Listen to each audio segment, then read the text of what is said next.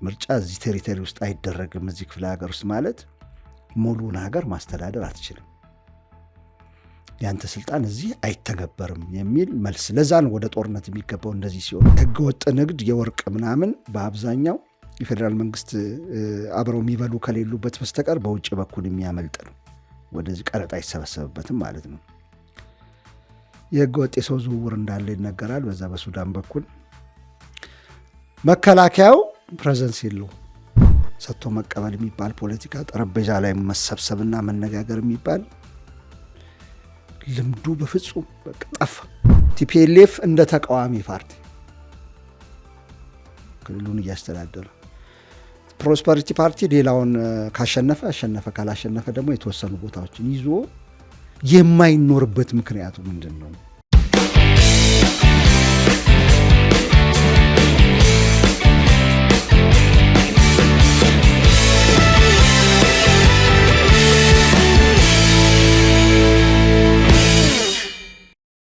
ብሩታዊ ሰላምታችን በያላችሁበት የዓለም ዳርቻ ይድረሳችሁ። የተወደዳችሁ የአንድ አፍታ ቤተሰቦች፣ የአንድ አፍታ ትንታኔ ጀምሯል። ከአማረ መኮንን ጋር ወቅታዊ ጉዳዮችን እናተኩራለን። በተለይም ደግሞ በአማራና በትግራይ ክልል ያሉ አዳዲስ ክስተቶችና ሁነቶች አሉ። እንደዚሁም ደግሞ በዚህ መሀል ላይ የኤርትራም ጉዳይ በተለይ ሻዕቢያ እያደረጋቸው ያሉ እንቅስቃሴዎችም አብረው የሚነሱ ናቸውና እንቃኘዋለን። አብራችሁን ቆዩ። አሚጎ እንኳን ደህና መጣ። እንኳን ደህና ቆየኝ። ሁለት ጉዳዮችን እንመልከት። በሰሜን የሀገሪቱ ክፍል ያሉትን ነባራዊ ሁነቶች እንቃኝ። በትግራይ ክልል ህወሓት ያወጣው መግለጫ አለ። እንደዚሁም ጀነራል ታደሰ ወረደ የተናገሩት ንግግር አለ። ከዚህ በተጨማሪም በመቀሌ የድሮን ቅኝት መደረጋቸውን የሚገልጽ መረጃ ወጥቷል። አንድ የስምረት ፓርቲ ከፍተኛ አመራር ደግሞ በማህበራዊ ገጻቸው ላይ ህወሓት ለመካከለኛና ከፍተኛ አመራሮቹ ራሳችን እንዴት ከድሮን ጥቃት እንከላከል የሚል ስልጠና ሲሰጥ የሚያሳይ ቪዲዮን እንግዲህ አሰራጭቷል። ህወሓት በመግለጫው የፌዴራል መንግስትና ከሃዲ ሲል የጠራቸውን ጌታቸው ረዳን ቡድን ዘር ማጥፋትን በመካድ እንደዚሁም በህዝቡ ቁስል እየቀለዱ ነው በማለት ክስ አቅርቧል። እንደዚሁም ወደ ግጭት እየገፋፉ ነው የሚል አይነት መልእክትን አስተላልፏል። በአክሱም ክብረ በዓል ላይ የተገኙ ጀነራል ታደሰ ወረደ ደግሞ በክልሉ ነዳጅ እንዳይገባ መከልከሉን፣ የጥሬ ገንዘብ እጥረት ማጋጠሙን፣ እንደዚሁም ደግሞ የሰራተኞች የደሞዝ ክፍያ ላለፉት 2 ወራት እንደታገደና እንዳልተከፈለ ተናግረዋል። ከዚሁ ጋር ተያይዞ በተለይም በዚህ በኢትዮ ኤርትራ ድንበር አካባቢ የኤርትራ መገባበያ ገንዘብ የሆነው ናፍቃ በስፋት ለመገበያነት እየዋለ እንደሆነ ሆርን ፍሪኩዌንሲ የተባለ ሚዲያም ዘግቦ ለመመልከት ችለናል። በአማራ ክልል ደግሞ ዘጋርዲያን ያወጣው ዘገባ አለ። ምናልባትም ከትግራይ ክልል ጋር የሚያዝ ነገር ካለው አብረን የምናነሳው ይሆናል። እነዚህን ጉዳዮች እንዴት አያቸው? አዳዲስ እርምጃዎች እየተወሰዱ ነው። የድሮን ቅኝቶች አሉ ተባለ። ህወሓት ለመካከለኛና ከፍተኛ አመራሮቹ የድሮን ጥቃት የመከላከል ስልጣን ሰጠ ተባለ። ነዳጅ እንዳይገባ ታገደ ተባለ። የጥሬ ገንዘብ እጥረት አጋጠመ። እነዚህን ድርጊቶች፣ እንቅስቃሴዎችና ሁነቶች ስትመለከት ነገሮች ከመርገብ ይልቅ ይበልጥ እየተባባሱ መምጣታቸውን የሚያመላክቱ ይመስላል። እና እስኪ ከዚህ ያንነሳ። ጫና የመፍጠር አካሄዶች ይታያሉ። ከመግለጫዎቹም እንደሚታየው ከመግለጫዎቹ በፊት ጀነራል ፊልድ ማርሻሉ ባለፈው በነበራቸው ቃለ መጠይቅ የተወሰነ ክሊክ እንደ ትንሽ ቡድን እዛ ቲፒኤልኤፍ ያለ ለ40-50 ዓመታት ይችን ሀገር ሲያስጨንቅ የነበረ ምናምን ያሉት ምናልባት እዛ ድረስ ላይሄድ ይችላል፣ ግን እና አቦይ ስብሃትንም ሊመለከት ይችላል ብዬ ያስባለሁ። እሱ ቡድን ኢሊሚኔት ከጨርሶ ካልተፋቀ ለሀገሪቱ ሰላም አይሰጥም የሚል አርቀዋል። ጠቅላይ ሚኒስትር አብይ በፓርላማ ንግግራቸው የተወሰኑ ቡድኖች እንደዚህ እንትኑን የጦርነት ድቤውን የሚመቱ የሚገፉት እንዳሉ ተናግረዋል። አሁን ጀነራል ታደሰና ቲፒኤልኤፍ የሚያወጡት መግለጫ ይሄ ሌላ ቡድን እያስታጠቀብን ነው የሚለው በየጊዜው እየተነገረ ነው። ከሃዲዎችም ይሏቸዋሉ። ባለፈው ጊዜ እሱን ለመግለጽ ሞክሬያለሁ። እንዳመለካከቱ ይለያያል። ከሃዲ የተባሉት የትግራይን ህዝብ ለማትረፍ ነው። እኛ ከመንግስት ጋር እየሰራን መንግስትን ቀረብ ብለን ምን እንደሚያስብ እንደሚረዳ ከተቻለ ጌታቸው ረዳ ባለፈው ጊዜ በቃለ መጠይቅ ማህዲ ሀሰን ላይ ቀርበው እንደተናገረው አልጀዚራ ላይ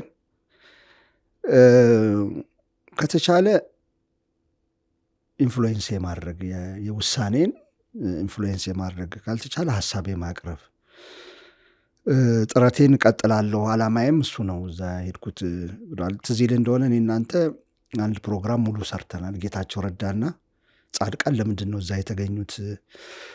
ህዝቡ ተንበርክከው ነው ምናምን፣ በአብዛኛው ትንታኔ የሚሰጡ ሰዎች ተንበርክከው ነው፣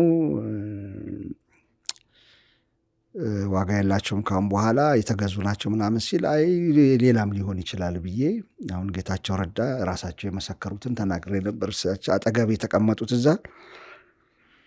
አትሊስት እርምጃ መንግስት አንደኛ እዛው አጠገባቸው እያለ ሊወስድ ሲል ያውቃሉ፣ ወሬውንም ሊሰማ ይችላሉ። በተቻለ መጠን ያን የሚወሰድ እርምጃ ለመከላከል አጠገብ ስላሉ ለማውራት ከደብረ ጽዮን እዛ ቁጭ ብሎ እንትን ከሚለው ይልቅ እነሱ ለመከራከርም ለመከላከልም ሀሳብ ለማስቀየርም ቆይ ገና ህዝቡን እናሳምናለን ማለትም ጊዜ መግዛት አቅም ይኖራቸዋል፣ አጠገብ እስከተቀመጡ ድረስ ማለት ነው። እዛ ጋር እንደዛ አይነት ንግግር ተናግሯል ጌታቸው ረዳ። እዛ ያለሁት ለዛ ነው ብሏል። ጻድቃን ግን የደብረ ጽዮን ቡድን ከሃዲ ነው የሚላቸው እሱን ሁልጊዜ የሚሉት ነው። ከዛ ይሄ ደሞዝ ነዳጅ አንድም ጊዜ እንደዚህ ነዳጅ መግባት አቁሞ ነበር፣ ወደ ኤርትራ ይሄዳል ተብሎ ታስቦ የደሞዝም ጉዳይ በተደጋጋሚ የሚነሳ ጉዳይ ነው። አንዳንድ ጊዜ እዛው ሄዶ አልተከፈለም ይባላል 6 ወር ምናምን፣ አንዳንድ ጊዜ ከዚህ ቀረ ይባላል።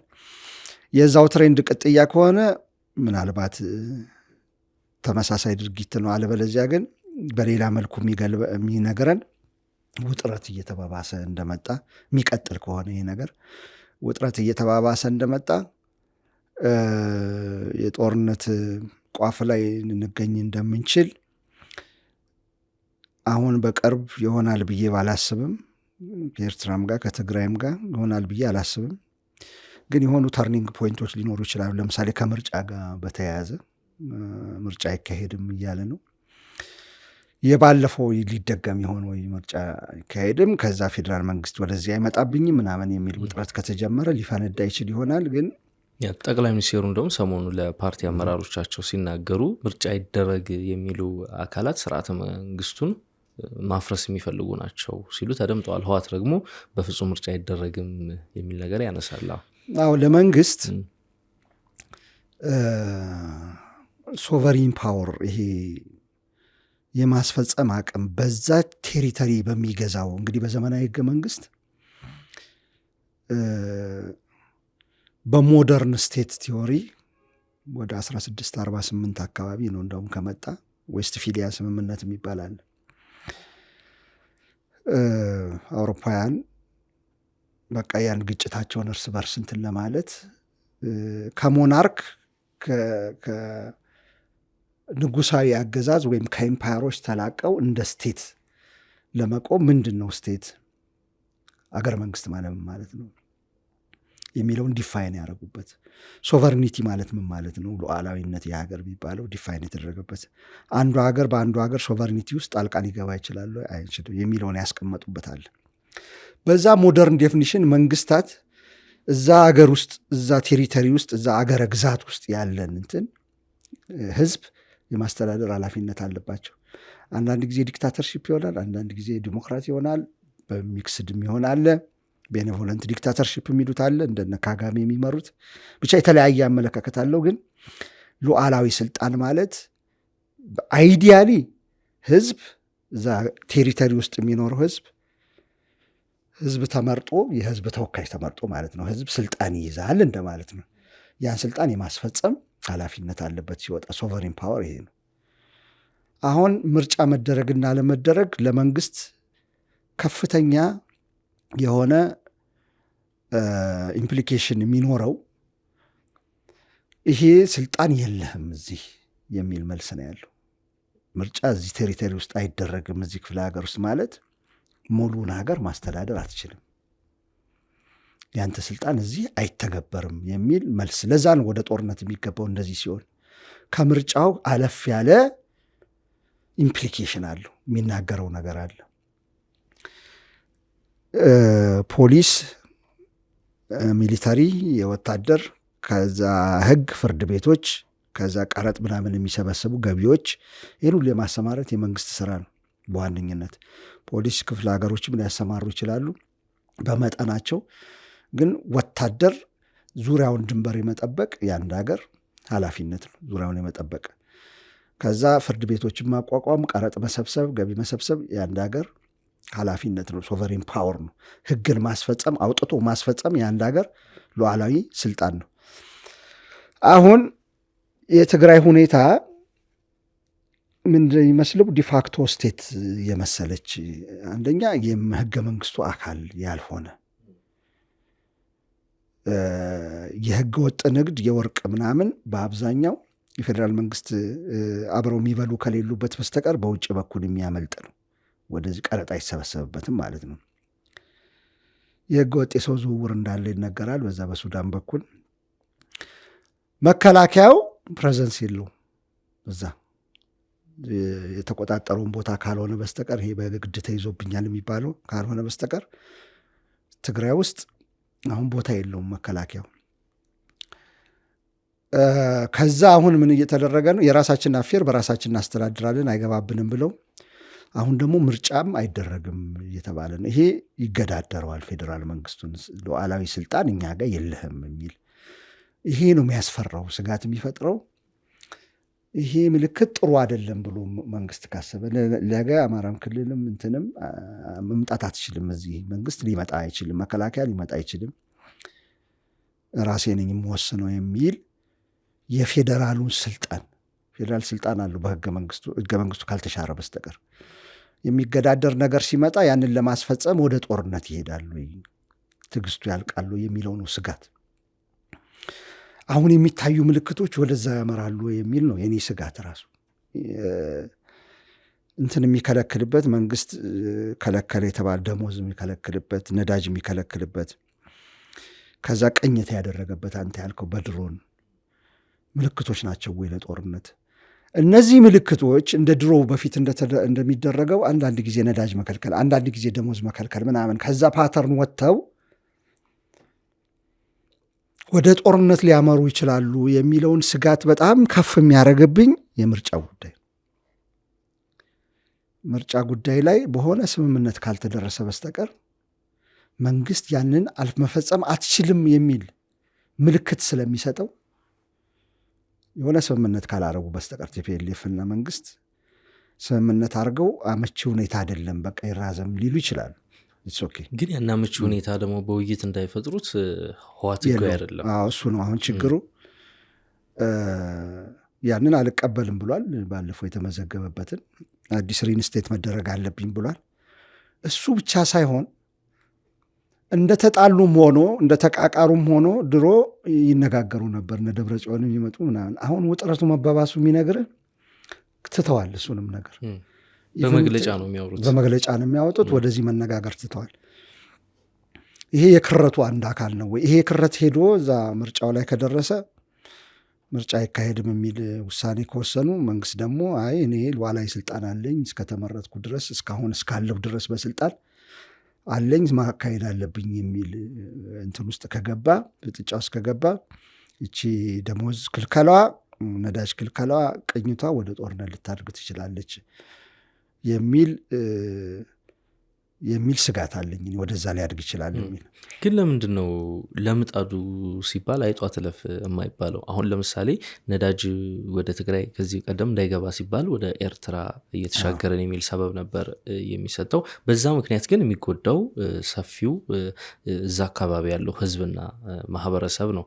አሁንም እንደዚሁ ምርጫ ይደረግ አይደረግ በሚል ጉዳይም እንግዲህ ሌላ ነገር የሚፈጠር ከሆነ ህዝብ ነው የሚጎዳውና ለምንድን ነው ይሄ ነገር ማቻቻል? እሱ ነው አሁን የመሪዎቹ አሁን እኔ ብትጠይቀኝ እኔ በሆን በመሪዎቹ ቦታ ያለሁት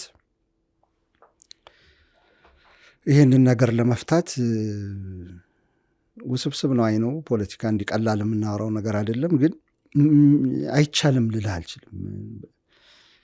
ከጉዳቱ አንጻር ቀጥሎ ከሚሆነው ነገር አንጻር ገምግመህ ኢቭን በሪሰንት ይርስ ያየነውን ጥፋት ሁሉ ለመከላከል በሚል ካልኩሌሽን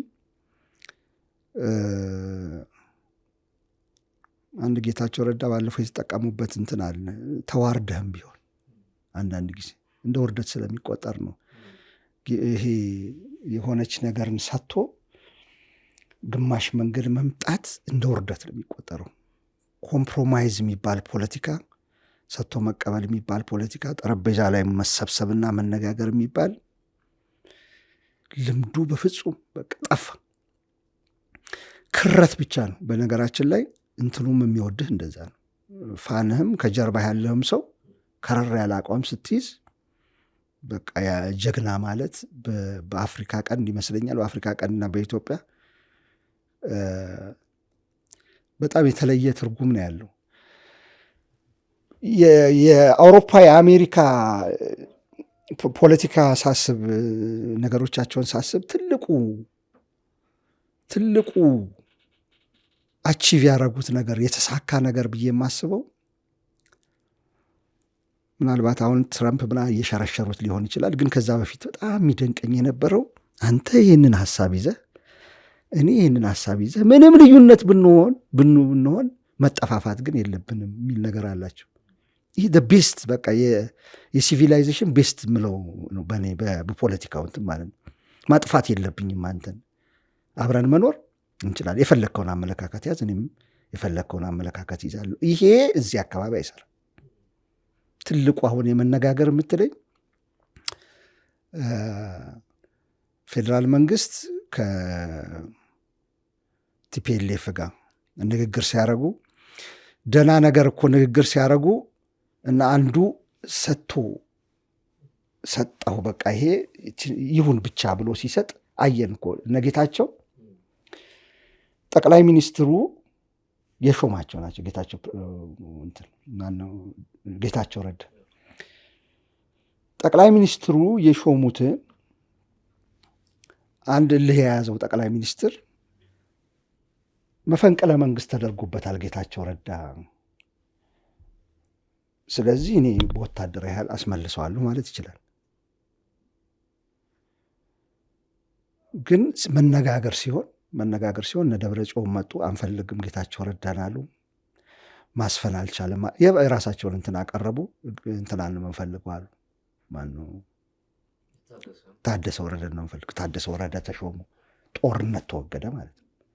መጋጨት እዛ ጋር ተወገደ። አትሊስት ተራዘመ የሆነ ጊዜ ከነ ችግሮቹ እዛው።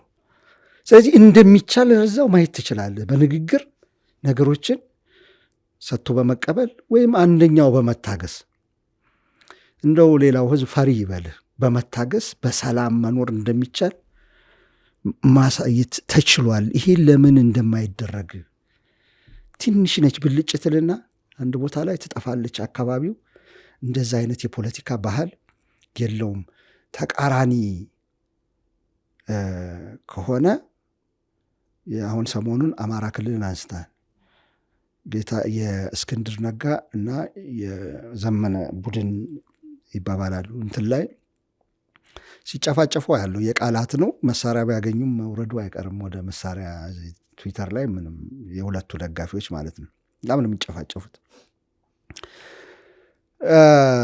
እስክንድር ነጋ የሚመራ ቡድን የሆነ አመለካከት አለው። ከወያኔ ጋር አንሰራም፣ ኢትዮጵያ መጣል የለብንም፣ አማራና አብሮ ነው የሚሄደው ምናምን የሚለው የዘመነ እንትን መጀመሪያ አማራነታችን አረጋግጠን ነው ከሌሎች ጋር አብረን በኋላ ወደ ኢትዮጵያ ፕሮጀክት መምጣት ያለብን። ከቲፒኤልኤፍ ጋር ቢሆን መስራት ዘላለማዊ ጠላት አይደለም፣ መካከለኛውን 4 ኪሎን እስካስወገድን ድረስ ዋነኛ ጠላታችን ነው የሚላለ ጌታ። እኔና እስክንድር ቡድን ማኒፌስቷቸውን ስታነበው አሁን በቅርብ ደግሞ የመጨረሻውን ለቀዋል። ማኒፌስቷቸውን ስታነብ ዋነኛ እንዳውም የአብይ መንግስት አሁን ያለ እንትን እንጂ ዋናው ሰሪው የአብይን መንግስት ቲፒኤልኤፍ ነው ብሎ ነው የሚያስበው።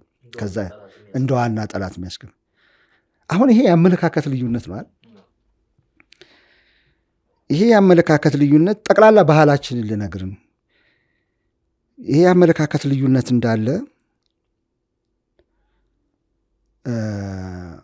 በአብዛኛው የዘመነ ቡድን እስክንድር ካልጠፋ ነው የሚለው።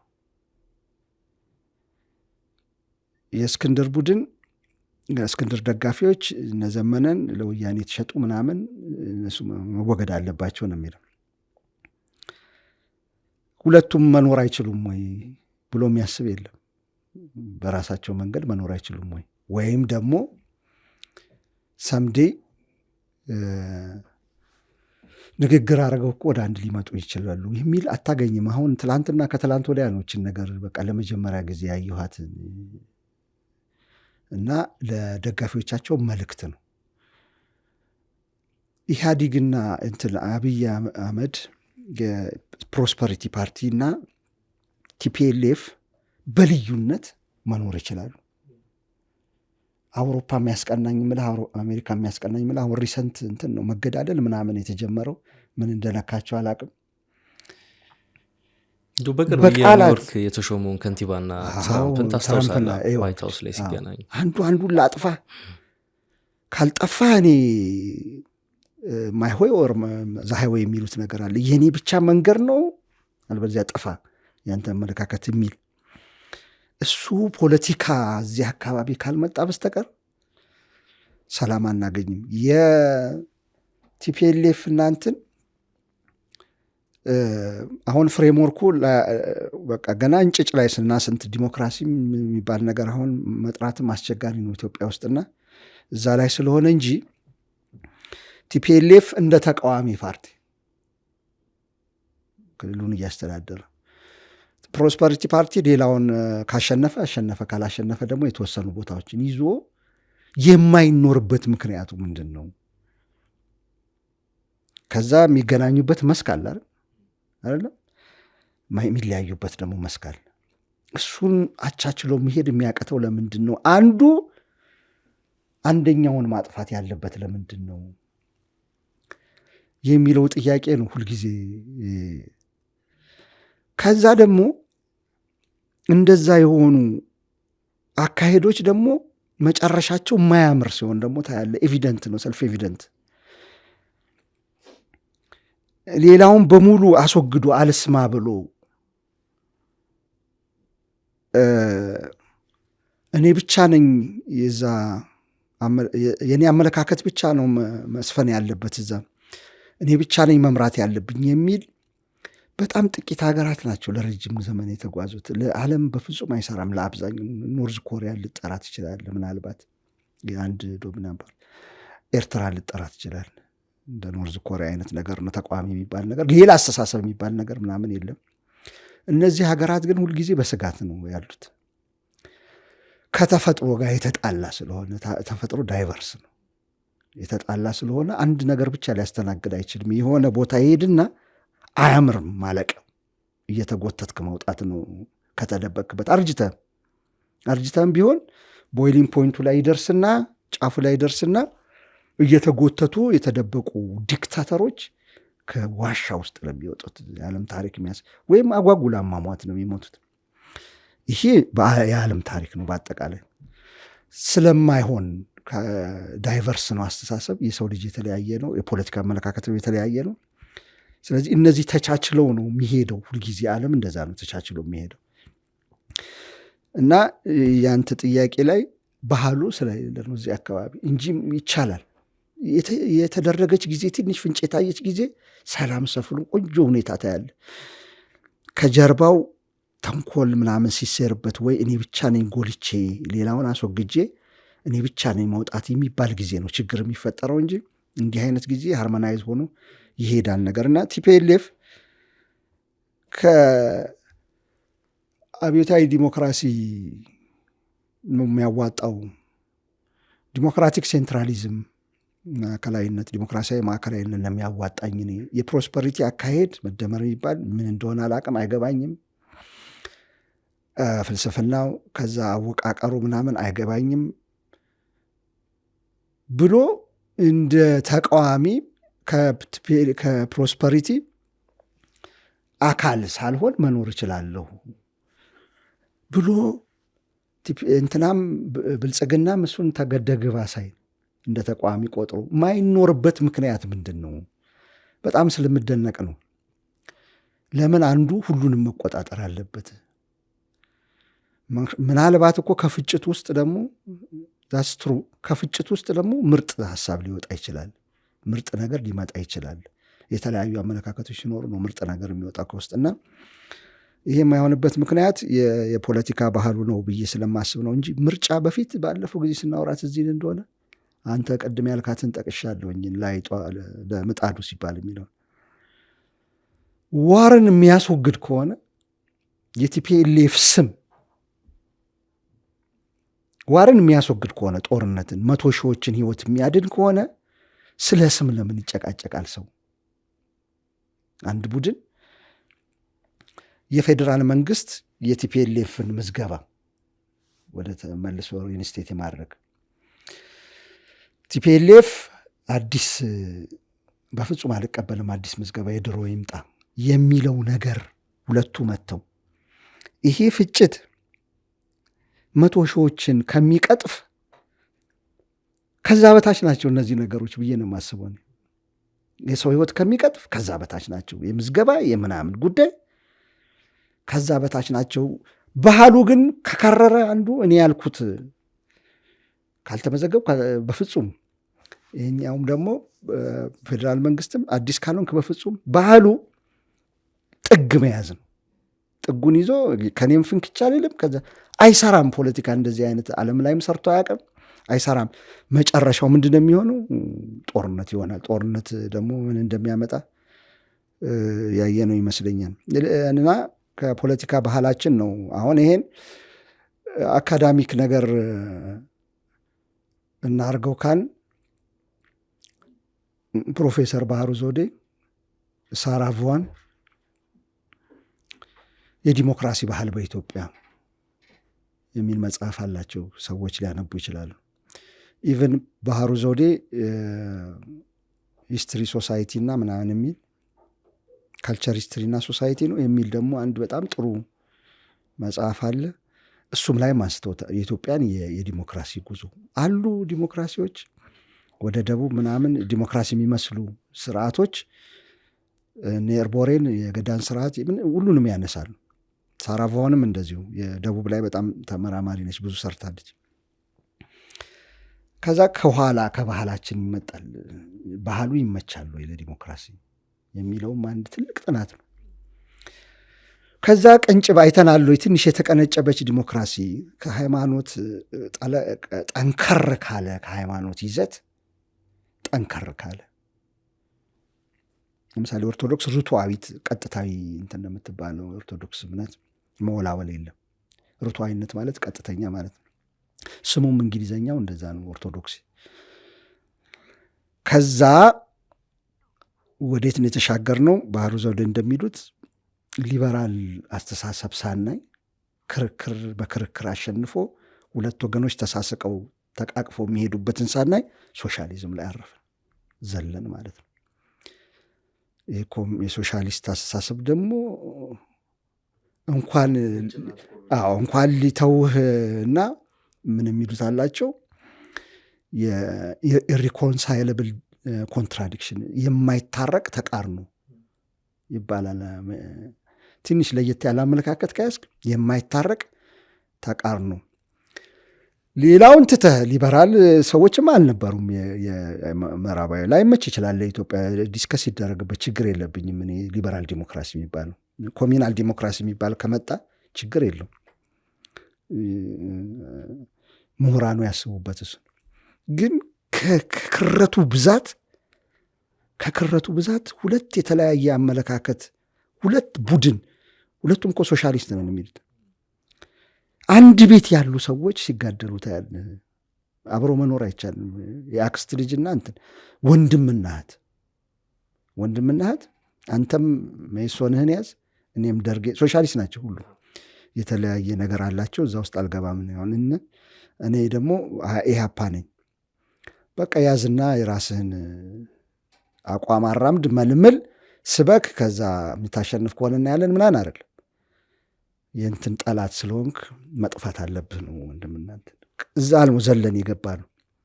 ምንም አይነት የተነፈስንበት ሰው ሀሳቡን ገልጾ ተቃራኒ ሀሳቡን ገልጾ ተሳስቆ የሚሄድበትን ባህል የፖለቲካ ባህል ነው የምለው። ሌላ ባህል ላይ ሊኖር ይችላል ማጥቀስ እንችላለን። ግን የሚሄድበትን ባህል የፖለቲካ ባህል ማግኘት አልቻልንም። ፖለቲካ ፓርቲ ለመጀመሪያ ጊዜ ኢትዮጵያ ውስጥ ያኔ ነው የታየው። ሌሎች ዓለማት በጣም ረጅም ሲያስቆጥሩ ፖለቲካ ፓርቲ የሚባል ነገር አሁን እኮ ነው 60 ምናምን ዓመት ፖለቲካ ፓርቲ ሲኖር ነው ኦርጋናይዝድ ሆነ ክርክር ምናምን አርጋ አይደለም። ያ ፖለቲካ ፓርቲ መጀመሪያ ሲቀነበብ በከረረ ፖለቲካ አቋም ነው የተቀነበበው እና ባህሉን ይዞት ወረደ። ያንን ይመጣ። ስለዚህ ባህል ቲፒኤልኤፍ እና ብልጽግና ቲፒኤልኤፍ እና የተሰነጠቀው ኃይል ሳይጠፋፉ የሚኖሩበት ባህል የለንም። ሳይጠፋፉ አንዱ መጥፋት አለበት በቃ ከዛ አካባቢ ማለት ነው። አንደኛው ቡድን ጠቅላላ ከህዝቡን ሰፍቶ ከራሱ ጋር መያዝ አለበት። አንፎርቹኔት ነው የሚሉት ባህሩ ዘውዴ ኦርጋናይዜሽን ችሎታቸው የነዚህ የኤርትራ ቡድኖች የዛ ሶሻሊስት ምና የነበሩት የቲፒኤልኤፍ የደርግ እንትኑ አናዘር ፐርፌክሽን ወስደውታል። ኦርጋናይዝ ማለት ከቤት ከምጣድ ከኪችን ጀምሮ በፖለቲካ ውስጥ እንድትገባ ማያገባውን እኮ ነው። ሲፈልጉ 1 ለ5 ይሉሃል።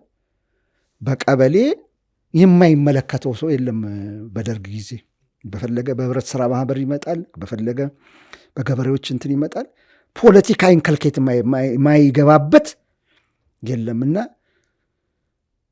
አደረጃጀቱን ስታየው በቃ ወደ ፐርፌክሽን ሌብል ጠቅላላ እንዴት ሶሳይቲን የፖለቲካ አባል የአንድን ሀገር ማህበረሰብ ወይ አንድ ክልልን በቲፒኤልኤፍ ብትወስድ የአንድን ሀገር ኤርትራን ብትወስድ እንዴት ማድረግ ይቻላል ስትል ያ የሶሻሊዝም የአደረጃጀት ስታይል የፈጠረው ነው። እዛ ላይ ነው የገባ ነው። ሙልጭ አርጌ የኔን ካል ያዝኩ እኔ ብቻ እዛ ላይ ዶሚኔት አድርጌ ዶሚኔት ብቻ አይደለም ሌላው በሙሉ ካልጠፋልኝ መምራት መኖር አይቻልም የሚል አስተሳሰብ ነው እና ወዲያው ማጠፋፋት ነው። ተቃራኒን ቡድን ልም አድርጎ ማጥፋት ነው። ያ ባህል እስኪመጣ ነው እንግዲህ መነጋገር ስለ ምርጫም ቀለል ያለ ነገር ደም ሲያፋስስ የምታየው። ያኮረፈ ቡድን በዛው ማዕቀፍ ውስጥ በሚቀጥለው ከሁለቱም እኩል ነው። መንግስት የሚይዙትንም ተቃዋሚዎች በዛው አብረን ተጫውተን ሜዳው ላይ አሸንፋለሁ ምናምን ሳይሆን ልክ እንዳኮረፈ መሳሪያ የሚይዝበት ምክንያት ይሄ ነው። በትጥቅ ትግል ካልሆነ መያዝ አይቻልም ብሎ ይወሰናል። ተነጋግሮ ስልጣን ማስረከብና በክርክር መሸነፍ የሚባል ነገር ባህሉ የለም። ሰምዴ ምናልባት በልጆቻችን ሊመጣ ይችላል እየቀነሰ ከመጣ እንጂ ለዛ ነው አሁን ያልከው ይገባኛል። ለአይጧ ለምጣዱ ሲባል የሚባለው ሀሳብ አስቸጋሪ ነው። በጣም ትክክል። እንደውም በዛውም ሰፋ አድርገን የሀገሪቱን የፖለቲካ ባህል ቃኝተነዋል። በጣም በጥሩ ሁኔታ ነው አንተም ያነሳው። እንግዲህ ለህዝቡ ሲባል ወደ ግጭት ከምንገባ ወደ ጦርነት ከምንገባ እንዲህ አይነት ከግጭት መለስ ያሉ ሆደ ሰፊነትን የተላበሱ እርምጃዎችን መውሰድ የተገባ ነው። እንደውም አሁን ዘመናዊ አስተሳሰብ ነው የያዝኩት ተራማጅ ነኝ የሚለው የስምረት ፓርቲ ራሱ ሲናገር ሰምተው ከሆነ ህወሓት ጋር እሰራለሁ ሰርተን ለትግራይ ህዝብ የሆነ ለውጥ አመጣለሁ ሳይሆን በቃ ህወሓትን አጠፋለሁ ሲል ነው የምንሰማውና የካልቸራችን ውጤት ነው። በጣም ጥሩ ነገር ነው ያነሳነው። በትግራይ ያለውን ነባራዊ ሁኔታ የማዕከላዊ መንግስቱና የቲፒኤልኤፍን ፍጥጫ እንግዲህ አይተን እንግዲህ ሰፋ ያለውን የፖለቲካ ምህዳራችንን ተመልክተናል። አሚጎች ዛሬውን እዚህ ላይ እንቋጨው። የተወደዳችሁ የአንድ አፍታ ቤተሰቦች እንግዲህ የዛሬው ትንታኔ ዝግጅታችን ይመስል ነበር። አብራችሁን ስለቆያችሁ እናመሰግናለን። መልካም ቆይታ